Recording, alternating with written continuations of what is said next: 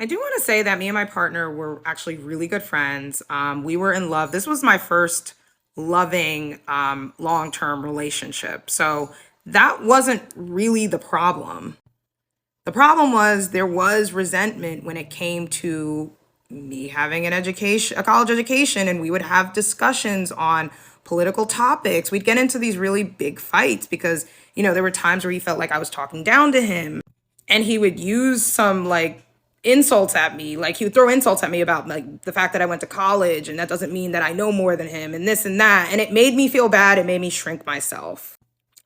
He made a remark when we were on a trip. I had like a little hiccup with my check bag where I had to pay more and he didn't. And, when I was venting to him about how I felt, he was like, you make more money than me, whatever.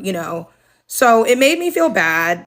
So yeah, respect and love is great, but that's not the only thing that is necessary in a relationship in order for it to work long term. I appreciate this lady for being honest, but again, this echoes the fact that if you are a highly educated woman and you date down across educational qualifications, you will be penalized for it.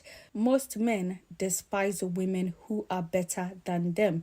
And this is not a personal opinion, it is a widely researched fact, okay? And this is the reason why I disagree with Nyala when she said that women who are educated and successful should be open to dating a bus driver if that bus driver had integrity and treated his mama well. Most men despise women who are better than them. That is why I have said consistently that if you're a woman and you are dating a man you are better than in terms of your education, your economic resources, and your social class, that relationship will struggle and it will not work.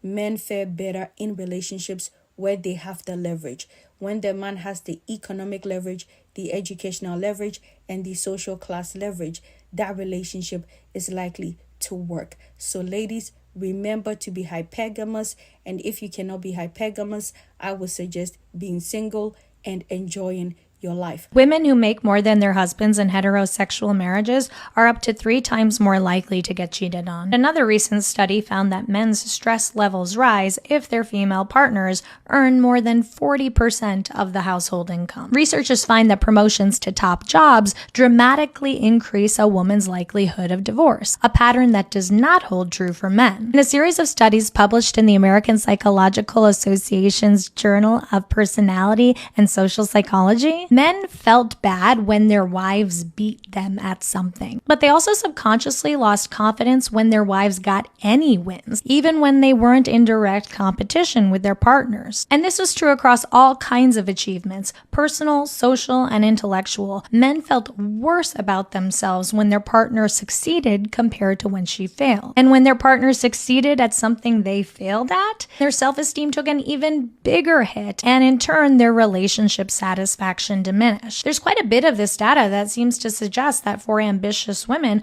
personal success comes with a higher likelihood of relationship stress. And as long as we live in a world in which women's ambition often comes with these steep social and personal penalties, it's likely that these gender gaps will persist. In fact, there's quite a bit of research that shows women often change their behaviors in interactions that involve men to avoid this kind of backlash. For more on this kind of research and data, visit tooambitious.com.